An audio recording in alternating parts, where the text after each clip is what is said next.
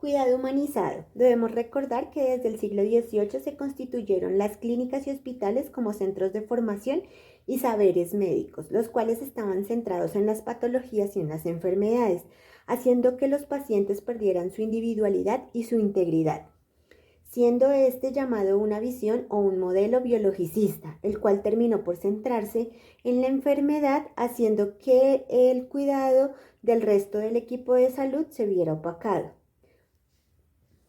Las instituciones de salud terminaron por convertirse en subsistemas que implementaban reglas, normas y protocolos que se mantienen hoy en día y que son adoptados por las personas que laboran allí en estos centros o instituciones de salud y ejerciendo un control social sobre ellos, lo que contribuye a que el cuidado de enfermería se vea estructurado y mecanizado.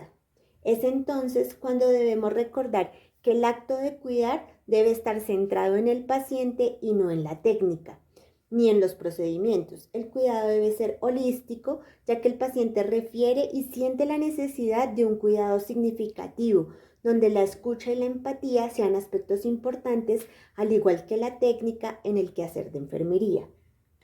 Recordemos que los modelos y teorías de enfermería se fundamentan en una visión humanística de cuidado.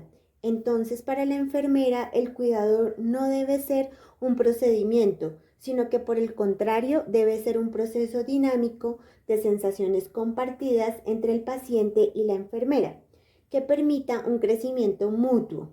Se debe proporcionar al paciente y a su familia un cuidado integral desde su individualidad y contexto. El cuidado debe siempre ir más allá de una simple técnica, de planificar un cuidado o de brindar una educación. Se debe estar allí y ahí con el paciente, compartiendo sus sentimientos y sus emociones, logrando así un alivio en el cuerpo y en el alma, lo que permite una interacción y un crecimiento entre el paciente y la enfermera. La política de seguridad del paciente tiene como objetivo principal la prevención de errores, reducir los riesgos y promover un entorno seguro en la atención médica. Algunos ejemplos prácticos de cómo el personal de salud aplica esta política son: primero, la identificación correcta del paciente. Esto se aplica utilizando la manilla de identificación, diligenciando el tablero de identificación y corroborando los datos que allí se encuentran con los que están en la historia clínica. Segundo, tenemos la higiene de manos. Sabemos que el lavado de manos es una medida fundamental para prevenir infecciones en el entorno sanitario, y esto lo conseguimos aplicando los 5 momentos del lavado de manos. También tenemos el uso adecuado de equipos de protección. El personal de salud debe utilizar algunos elementos de protección personal como guantes, batas, tapabocas y gafas según la situación clínica de un paciente o según el tipo de aislamiento que dicho paciente tenga. En el cuarto lugar tenemos la administración segura de medicamentos. Esto prácticamente se logra aplicando siempre los 10 correctos de la administración de medicamentos.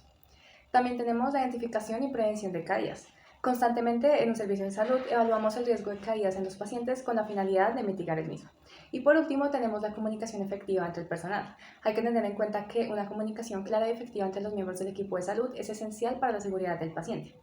Y estos son algunos pequeños ejemplos prácticos de cómo en el día a día de un servicio de salud se aplica la política de seguridad del paciente. La política de seguridad del paciente tiene como objetivo principal la prevención de errores, reducir los riesgos y promover un entorno seguro en la atención médica. Algunos ejemplos prácticos de cómo el personal de salud aplica esta política son: primero, la identificación correcta del paciente. Esto se aplica utilizando la manilla de identificación, diligenciando el tablero de identificación y corroborando los datos que allí se encuentran con los que están en la historia clínica.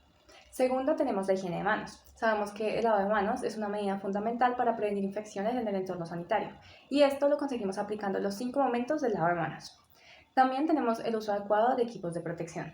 El personal de salud debe utilizar algunos elementos de protección personal como guantes, batas, tapabocas y gafas según la situación clínica de un paciente o según el tipo de aislamiento que dicho paciente tenga. En el cuarto lugar tenemos la administración segura de medicamentos. Esto prácticamente se logra aplicando siempre los 10 correctos de la administración de medicamentos. También tenemos la identificación y prevención de caídas. Constantemente en un servicio de salud evaluamos el riesgo de caídas en los pacientes con la finalidad de mitigar el mismo. Y por último tenemos la comunicación efectiva entre el personal. Hay que tener en cuenta que una comunicación clara y efectiva entre los miembros del equipo de salud es esencial para la seguridad del paciente. Y estos son algunos pequeños ejemplos prácticos de cómo en el día a día de un servicio de salud se aplica la política de seguridad del paciente. El modelo de acción integral territorial, más conocido como MAITE, está regido por la Resolución 2626 de 2019 Este constituye el instrumento de gestión para mejorar las condiciones de salud a la población a través de acciones coordinadas entre los agentes del sistema de salud, agentes de otros sistemas y las comunidades bajo el liderazgo del departamento o del distrito. Estos identifican las prioridades y necesidades y establece unas acciones operativas a través de los acuerdos del Ministerio de Salud. Maite fundamenta esta estrategia en atención primaria en salud con enfoque de salud familiar y comunitaria, el cuidado, la gestión integral del riesgo y el enfoque diferencial para los distintos territorios y poblaciones.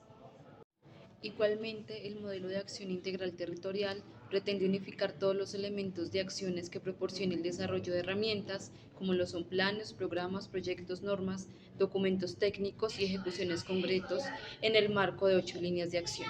Estas son: la primera, el aseguramiento; segundo, salud pública; en tercer lugar, la prestación de servicios; talento humano en salud; el financiamiento; el enfoque diferencial; articulación intersectorial y también la gobernanza. La línea de acción acá es muy importante, la del talento humano, porque es allí donde se desprende realmente el accionar de todo el modelo de atención territorial.